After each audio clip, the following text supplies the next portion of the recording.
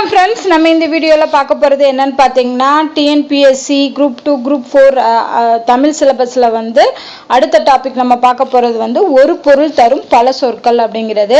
So இந்த ஒரு பொருள் தரும் பல சொற்கள்ங்கிறது வந்து நம்மளுடைய சமச்சீர் புக்லயே நிறைய இருக்கு, நிறைய இடங்கள்ல இருக்கு. சோ அது 6th ல இருந்து 12th வரைக்கும் இருக்கக்கூடிய ஒரு பொருள் தரும் பல சொற்கள் அது மட்டும் இல்லாம நிறைய அவுட் சோர்ஸ்ல இருந்து கிடைக்கக்கூடிய இன்ஃபர்மேஷன் சொல்லி எல்லாத்தையும் எடுத்து நான் ஒரு PDF ஃபைலா வந்து ரெடி பண்ணியிருக்கேன். ஸோ இந்த வீடியோவில் நம்ம வந்து 6th ல இருந்து 12th வரைக்கும் இல்லை சமச்சீர் புக்கில் இருக்கக்கூடிய ஒரு பொருள் தரும் பல சொற்கள் அப்படிங்கிற அந்த வீடியோ வந்து பார்க்கலாம். அண்டு மற்ற அவுட் சோர்ஸ்லேருந்து எடுத்தது எல்லாத்தையுமே நான் கம்பைன் பண்ணி வச்சுருக்கேன் இந்த PDF வேணும் அப்படின்னா கமெண்ட் பண்ணுங்கள், நான் உங்களுக்கு சென்ட் பண்ணுறேன். ஃபர்ஸ்ட் பாருங்க, அரசன். இப்போ அரசன் அப்படிங்கிற அந்த ஒரு பொருளுக்கு பல சொற்கள் இருக்கு. ஓகேவா, ஒரே பொருள் தான், அரசன்கிற ஒரே பொருளுக்கு வேற வேற பொருட்களும் சொற்களும் இருக்கு. அது என்னென்ன அப்படிங்கறத பார்க்க போறோம். இப்ப அரசன் அப்படிங்கிறதுக்கு நார்மலா நம்ம கோங்கிறத வந்து எதுல பார்த்திருக்கோம், ஓரெழுத்து ஒரு மொழியில பார்த்திருக்கோம். கோனா தலைவன், அரசன் அப்படின்னு. ஸோ அது இல்லாம வேந்தன்னு சொல்லலாம், மன்னன்னு சொல்லலாம், இறைவனை கூட நம்ம என்ன பண்ணலாம், அரசன்னு சொல்லலாம். நரபதி அப்படின்னு சொல்றாங்க, அரசன் அப்படிங்கிறதுக்கு நரபதி. இதெல்லாம் வந்து வித்தியாசமா இருக்கக்கூடியது இல்லையா, இதெல்லாம் ஞாபகம் வச்சுக்கோங்க, இறைவன், நரபதி அப்படிங்கிறதெல்லாம். அடுத்து காடுனா நார்மலா வனம் அப்படிங்கிறது தெரியும். இன்னொன்னு கானகம்னாலும் காடு தான். அடவி, புறவு, ஆரணி எல்லாமே காடுகள் தான். ஓகேவா. ஸோ காடுக்குரிய டிஃப்ரெண்ட் மீனிங், ஒரே மீனிங் வரக்கூடிய பல சொற்கள் என்ன, வனம், கானகம், அடவி, ஆரணி, புறவு. அடுத்து மலைனா வெறுப்பு, குன்று, இதெல்லாம் நமக்கு தெரியும். அது இல்லாம கிரிவலம் சுத்துவாங்கன்னு சொல்லி கேள்விப்பட்டிருக்கோம்ல. கிரிவலம்னா என்னது, அந்த மலையை சுத்தி வர்றது. அப்ப கிரிங்கிறத ஞாபகம் வச்சுக்கோங்க. வரை, பொறுப்பு, இந்த ரூ வருது, பொறுப்புனாலும் மலை தான். அடுத்து நிலாவை வந்து என்னென்ன வார்த்தைகளால சொல்றோம்னு பாருங்க. மதி, திங்கள், நிலவு, நிலா. அடுத்து அம்புலி அப்படிங்கிறதும் நிலாவை குறிக்கக்கூடிய சொல்லு, அம்புலி. இது வித்தியாசமா இருக்கு, மற்றதெல்லாம் தெரிஞ்சதான். அம்புலிங்கிற வார்த்தை ஞாபகம் வச்சுக்கோங்க. அடுத்து மழைனா முகில், மாறி பெய்யுதுன்னு சொல்லுவாங்க. புல், துளி எல்லாமே மழையை குறிக்கக்கூடிய சொற்கள். அடுத்து மலர்னா பூ, புஷ்பம். அடுத்து மலரி, இதெல்லாமே மலருக்கு வரக்கூடிய பேர். போதுனாலும் மலர் தான். சுமன் அப்படின்னாலும் மலர் தான். சூரியனுக்கு பார்த்தோம்னா கதிரவன், இது நமக்கு தெரியும். பருதி, ஓகேவா. கதிரவன், பருதியில நம்ம ஞாபகம் வச்சுக்கிறதா. ஞாயிறு, பகலவன் எல்லாமே சூரியனை குறிக்கக்கூடிய சொல். ஸோ கடலை குறிக்கக்கூடிய வேறு சொற்கள் என்னென்ன பார்த்தோம் அப்படின்னா ஆழி, சமுத்திரம், புணரி. ஸோ இதெல்லாம் வந்து நமக்கு தெரியும். ஆழி, சமுத்திரம்னா கடலை குறிக்கும். இன்னொன்று வந்து ஆற்களி அப்படிங்கிறதும் கடலை குறிக்கக்கூடியதான். ஆற்களி, அப்புறம் வந்து வாரணம்.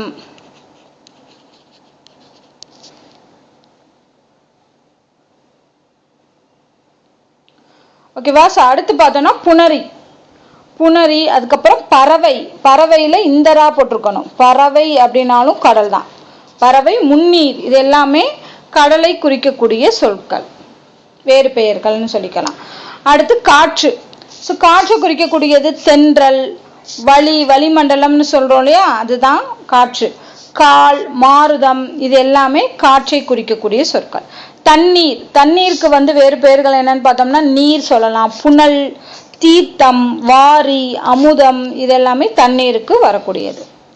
அடுத்து அணினா என்ன சொல்லுவாங்க, அழகு, நகை, வரிசை, இது எல்லாமே அணியை குறிக்கக்கூடிய வேறு சொற்கள். திங்கள் பார்த்தோம் இல்லையா, மாதம். திங்கள் வந்து மாதம், நிலவு ரெண்டுமே வரும். இதெல்லாம் ஓரெழுத்து ஒரு மொழியில வந்திருக்கும். பத்தி பார்த்திருப்போம். மானா மரத்தை குறிக்கும், விலங்க குறிக்கும். பெரிய, மாபெரும் விழா அப்படின்னு சொல்றாங்க இல்லையா, பெரிய. திருமகள், இது எல்லாமே மாவை குறிக்கக்கூடிய வேறு சொற்கள். அடுத்து ஞாயிறு, சூரியன்.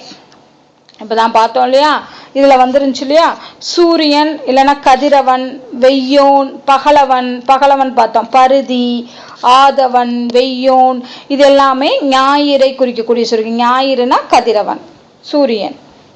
அடுத்து மலர்தல் அப்படின்னா என்னது, பூ பூக்குறதுன்னு சொல்றான்.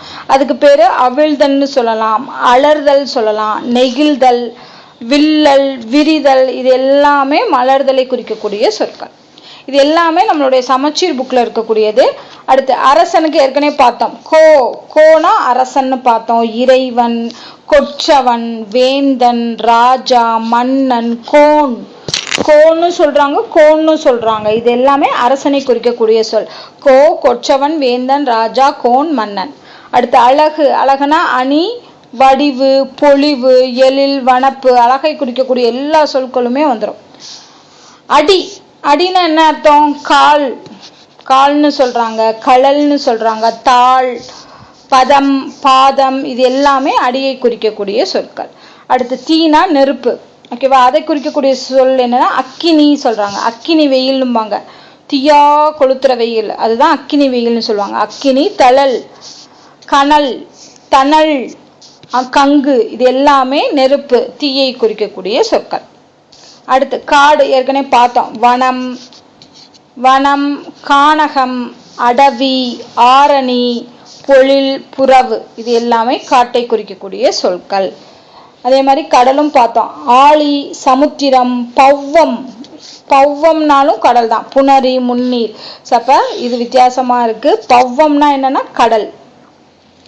மலையை குறிக்கக்கூடிய சொற்கள் வெற்பு, குன்று, கிரி, வரை, பொறுப்பு. இந்த ரூ வந்திருக்கணும், நல்லா ஞாபகம் வச்சுக்கோங்க. வெற்பு, மலைனா வெற்பு.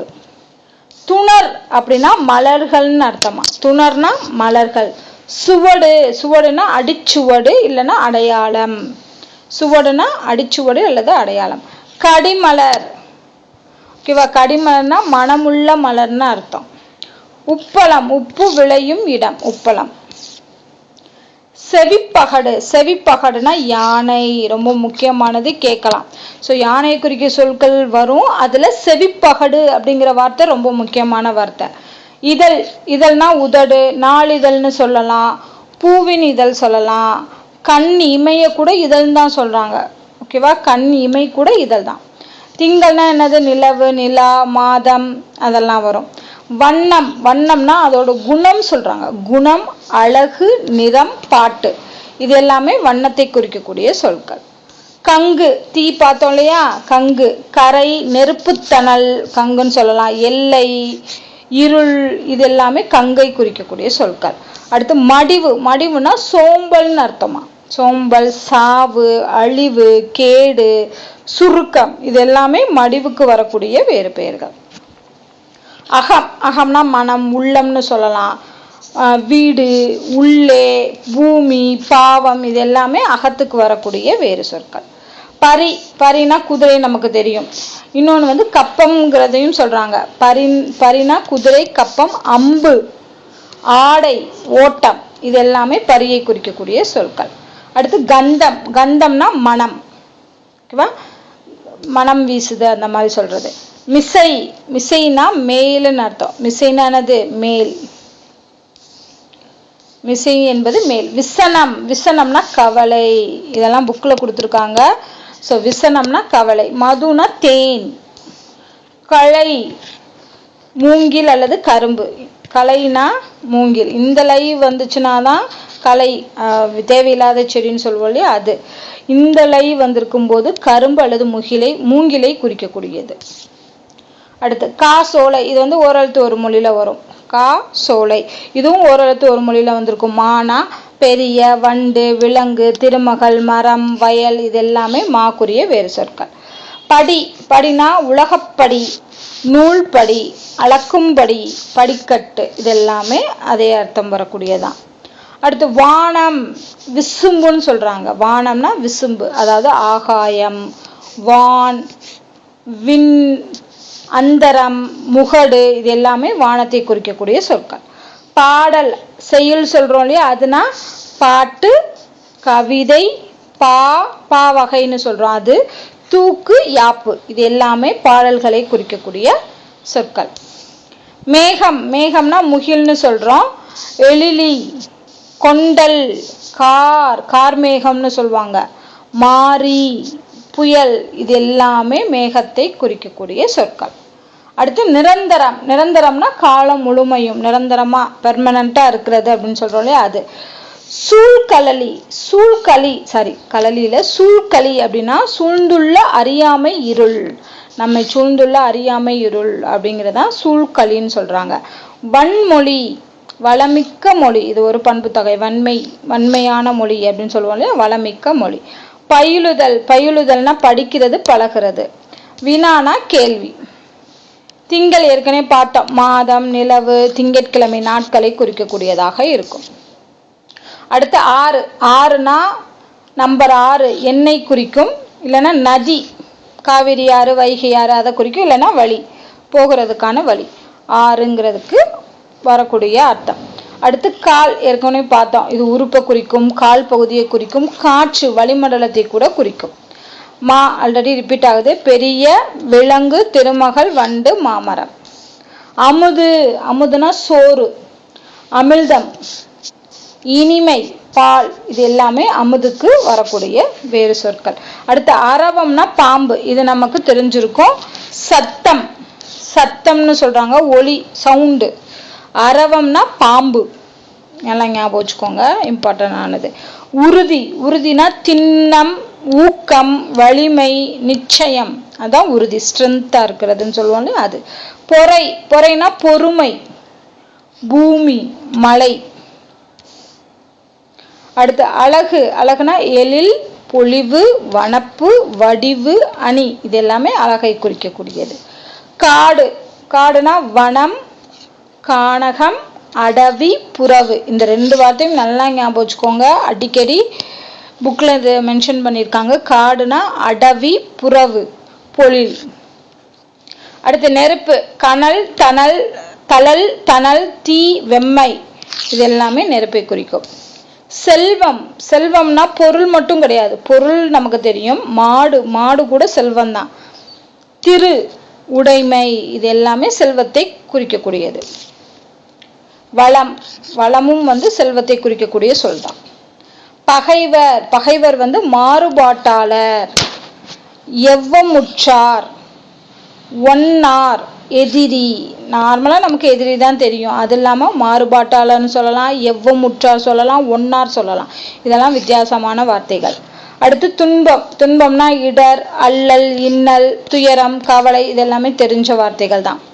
பூமினா வையகம், பரிதி.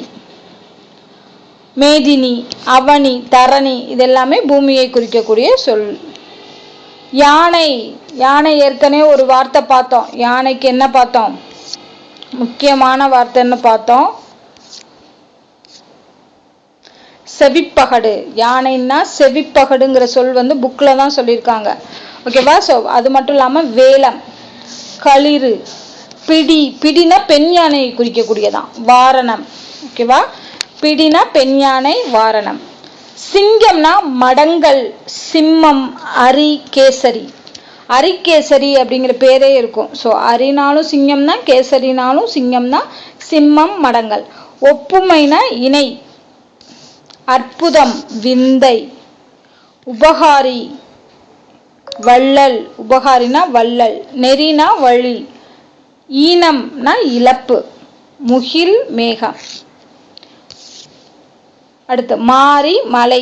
சேகரம்னா கூட்டமா, சேகரம், கூட்டம். துஷ்டினா துக்கம், துக்கம். மாடுனா பசு, செல்வம், ஏற்கனவே பார்த்தோம். திங்கள் நிலவு, மாதம், கிழமை. ஆறுனா நதி, வழி, எண், தனிதல், அதாவது சூடு ஆறுதல் அப்படின்னு சொல்றோம், அதை கூட ஆறுன்னு தான் சொல்றாங்க. விளைவு அப்படின்னா விளைச்சல், இன்னொன்னு வளர்ச்சி. சமூகம்னா மக்கள் குழு. அசதி, சோர்வு. மேதினா உலகம். ஆல்ரெடி ஏற்கனவே பார்த்ததா, மரம், விலங்கு, பெரிய, திருமகள். அழகு, அறிவு, அளவு, அழைத்தல். துகள், மேன்மை, வயல், வண்டு, ஓகேவா. ஸோ மாக்கு இத்தனை அர்த்தங்கள் இருக்கு. காடுக்கு பார்த்தீங்கன்னா கானகம், அடவி, நான் சொன்னேன், அடவி, புறவு, இதை நல்லா ஞாபகம் வச்சுக்கோங்க. அரண், ஆரணி, பொற்றை, வனம், இது எல்லாமே காட்டை குறிக்கக்கூடிய சொற்கள். கடலை குறிக்கக்கூடியது பாருங்க, புணரி, ஆழி, சாகரம், சமுத்திரம், பவ்வம், பவ்வம்லாம் வித்தியாசமான வார்த்தை. பவ்வம் சாகரம்லாம். வேலை, முன்னீர், நீராளி இதெல்லாமே கடலை குறிக்கும். யானையை குறிக்கக்கூடியது வந்து செவிப்பகடு, அது பார்த்தோம்.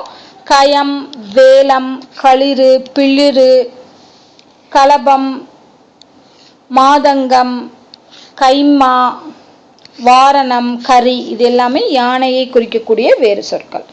கப்பலுக்கு களம், நாவாய், படகு, புனை, தோணி, தெப்பம், வங்கம். வங்கம் ஓகேவா. அடுத்து ஓவியத்துக்கு பார்த்தோம்னா ஓவுன்னு சொல்றாங்க. ஓவியத்தை ஓவு இல்லாட்டி ஓவியம். சித்திரம்னு சொல்றோம். படம், வட்டிகை செய்தி வித்தியாசமா இருக்கு இல்லையா. ஓவியத்துக்கு குறிக்கக்கூடிய சொல் வந்து வட்டிகை செய்தி. அரசன், ஞாயிறு, ஞாயிறுனா இது வரும். ஞாயிறு வந்து சூரியன், கதிரவன், பரிதி வரும். அரசன் பார்த்தோம்னா கோ, வேந்தன், மன்னன் வரும். ஓகேவா. கடி, கடினா என்னது? மனம், காவல், விரைவு, கூர்மை, வாசனை, சிறப்பு, மிகுதி இது எல்லாமே கடி. கடிமலர்னு சொல்லுவாங்க. கடிமலர்னா வாசனையுள்ள மலர். இப்பதான் பார்த்தோம் இதுலயே. அடுத்து நிலம், நிலம்னா பார்னு சொல்றாங்க. பூமி, அகிலம், அவனி, தரணி, புவி இது எல்லாமே நிலத்தை குறிக்கக்கூடிய சொற்கள். ஞாயிறுக்கு பார்த்தோம்னா சூரியன், கதிரவன், பருதி, பகலவன், வெய்யோன், ஆதவன். ஸோ இதெல்லாமே நமக்கு தெரிஞ்ச வார்த்தைகள் தான் ஞாயிறுக்கு. அடுத்து அரசனுக்கு பார்த்தோம்னா கோ, கோன், வேந்தன், மன்னன், கொற்றவன், இறைவன் இது எல்லாமே. அடுத்து மலை, கிரி, வெற்பு, பொறுப்பு, சிலம்பு, மலை இது எல்லாமே மலையை குறிக்கக்கூடியது. மலர் பார்த்தோம்னா பூ, புட்பம், புஷ்பம்னு சொல்லுவாங்க. புட்பம், அலரி, போது. ஓகேவா. ஸோ இது எல்லாமே மலர். காடு வந்து வனம், கானகம், அடவி, புறவு, அரண், முரம்பு இதெல்லாமே காடு. ஆல்ரெடி பார்த்ததா தான் திருப்பி வருது. அழகு, எழில், வனப்பு, பொலிவு, நலம், அணி. நீருக்கு வந்து தண்ணீர், ஜலம், அமுதம், வாரி, புனல் இதெல்லாமே வருது. ஓகேவா. ஸோ இது வரைக்கும் ஆமாம் இது வரைக்குமே உங்களுக்கு 6th இருந்து 12th வரைக்கும் உள்ள சமச்சீர் புக்கில் இருக்கக்கூடிய ஒரு பொருள் தரும் பல சொற்கள் எல்லாத்தையுமே பார்த்துட்டோம். இதே மாதிரி பார்த்தீங்கன்னா இது இல்லாமல் இன்னும் நிறைய இருக்குது. ஓகே. ஸோ நான் முடிஞ்ச அளவுக்கு இதில் வீடியோவில் காமிக்கிறேன். அதுக்கப்புறம் நீங்கள் PDF வாங்கி படிச்சுக்கோங்க. நிலவுனா திங்கள்னு சொல்கிறோம். அதுக்கு மதி, நிலா, அம்புலி. சூரியன்னா ஞாயிறு. ஞாயிறுனா சூரியன். அப்போ கதிரவன், பகலவன், பருதி இதெல்லாமே. மலைனா மாரி, பொழி, முகில், துளி. பூமி, மேதினின்னு சொல்றோம். மேதினா உலகம், வையகம், தரணி, அவனி. மகிழ்ச்சி, மகிழ்ச்சினா சந்தோஷம்னு சொல்லுவோம். உவகை, களிப்பு, இன்பம், ஆனந்தம் இதெல்லாமே. துன்பம், இடர், இன்னல், அல்லல், துயரம். அரசன் வந்து மன்னன், வேந்தன், கோ இதெல்லாமே தெரிஞ்ச வார்த்தைகள் தான். ஆளினா கடல், சமுத்திரம், பெருங்கடல் இதெல்லாமே குறிக்கும். அடுத்து அறிவு, அறிவுனா மதி, ஞானம், புத்தி, உணர்வு, தெரிவு இதெல்லாமே அறிவை குறிக்கக்கூடிய சொற்கள். ஆசை, ஆசைனா விருப்பம்னு நமக்கு தெரியும். அவா, அவானாலும் ஆசைதான். வேட்கை, காதன்மை, விளைவு இதெல்லாமே ஆசையை குறிக்கும் சொற்கள். இரக்கம், இரக்கம்னா ஈரம், கருணை சொல்லலாம். இது நமக்கு தெரியும். கருணை, அருள், தயவு பார்க்கறதுன்னு சொல்லுவாங்க. இரக்கம் காட்டுறதுக்கு தயவு, மனிதாபிமானம், கனிவு இது எல்லாமே தெரிஞ்சதான். இந்த அருள் மட்டும் ஞாபகம் வச்சுக்கோங்க. இரக்கம்னா அருள். யமன், காலன், கூற்றுவன். யமனுக்கு இன்னொரு பேரு கூற்றுவன், மரளின்னு சொல்றாங்க. நமன், யமன், நமன். அந்தகன், அந்தகன் இந்த வார்த்தை நிறைய இடத்துல கேட்டிருக்காங்க. அந்தகன்னாலும் யமன். துன்பம், துன்பம்னா தொல்லை. துன்பம்னா என்ன வரும்? இடர், அல்லல், இன்னல், கவலை, துயரம், அவதி இதெல்லாமே தெரிஞ்ச வார்த்தைகள் தான். அடுத்து புகழ். புகழ்னா என்னது? இசை. கீர்த்தின்னு சொல்றோம். கீர்த்தி, பெருமை, மேன்மை, பிரதாபம் இதெல்லாமே புகழுக்குரியது. பூமி, பூமினா வைப்பு. நிலம், தரணி, அவனி, வையகம், பிருதிவி, மேதினி இதெல்லாமே பூமியை குறிக்கக்கூடிய சொற்கள். அடுத்து வழக்கம் இல்லைன்னா மரபுன்னு சொல்றோம். நடைமுறை, ஒழுக்கம், பண்பாடு, பாரம்பரியம் இது எல்லாமே மரபை குறிக்கும். அதே மாதிரி அழகு, வனப்பு, அம்மை, தொன்மை, தோல், விருந்து, இயைபு, புலன், இலைபு இது எல்லாமே அழகை குறிக்கக்கூடிய சொற்கள். அதே மாதிரி மகிழ்ச்சி பார்த்தோம் இல்லையா, உவகை, ஆனந்தம், களிப்பு, உவப்ப, மனம் இது எல்லாமே மகிழ்ச்சியை குறிக்கக்கூடிய சொற்கள். அடுத்து ரொம்ப முக்கியமானது குதிரை, பரி, மா, களிமா, துரகம், புறவி இதெல்லாமே குதிரையை குறிக்கும். யானையை குறிக்கக்கூடியது வேலம், களிறு, பிடி, பெண் யானை, கயம், மதகரி இதெல்லாமே யானையை குறிக்கும். வயலை குறிக்கக்கூடியது கழனி, பழனம், செரு, களம் இந்த களம் வரணும். பாடல்னா செய்யுள் இருக்கலாம், பாட்டு இருக்கலாம், கவிதை, தூக்கு, யாப்பு இதெல்லாமே. துணினா ஆடை சொல்லலாம், சீலை சொல்லலாம், துகில், கலிங்கம் ரொம்ப முக்கியம், ஆடை கலிங்கம்ங்கிற வார்த்தை, உடுக்கை. பொய்கைனா வாவி, குளம், பொய்கைனா ஆறு, அது நீர்க்குளம், நீர்நிலம் சம்பந்தமா வர்றது. கேணி, தடாகம், சுனை, மடு இதெல்லாமே பொய்கையை குறிக்கும். சங்குனா பணிலம், சங்குக்கு வேற சொல்ல என்னது, பணிலம், கம்புகம், கம்பு, ஆளி இதெல்லாமே சங்கை குறிக்கும். முத்து, தரளம், நித்திலம், ஆணிமுத்து இந்த வார்த்தைகள் எல்லாமே முத்தை குறிக்கக்கூடியது. இதே மாதிரி பின்னாடி நிறைய இது கொடுத்துருக்கேன், நீங்கள் மிச்சதெல்லாம் படிங்க. படிச்சிங்கனாலே உங்களுக்கு இது வரைக்கும் புக்கில் உள்ளதை மட்டும் நம்ம பார்த்துருக்கோம். இதை தவிர்த்து நம்ம அவுட் சோர்ஸில் வந்து நிறைய கொடுத்துருக்கோம், அது எல்லாமே இந்த பிடிஎஃப்ல இருக்குது. படிக்கணும், ஃபுல்லாக படிக்கணும்னு நினைக்கிறவங்க என்ன பண்ணுங்க, இந்த பிடிஎஃபை டவுன்லோட் பண்ணி படிச்சுக்கோங்க. ஓகேவா? இதே மாதிரி நெக்ஸ்ட் வீடியோவில் இது சார்ந்து நம்ம அதாவது ஒரு பொருள் தரும் பல சொற்கள் சார்ந்து என்னென்ன கேள்விகள் கேட்டிருக்காங்கிறத நெக்ஸ்ட் வீடியோவில் பார்க்கலாம். இந்த வீடியோ உங்களுக்கு பிடிச்சிருந்தா லைக் பண்ணுங்கள், ஷேர் பண்ணுங்கள், மறக்காமல் நம்ம சேனலை சப்ஸ்கிரைப் பண்ணுங்கள். நன்றி.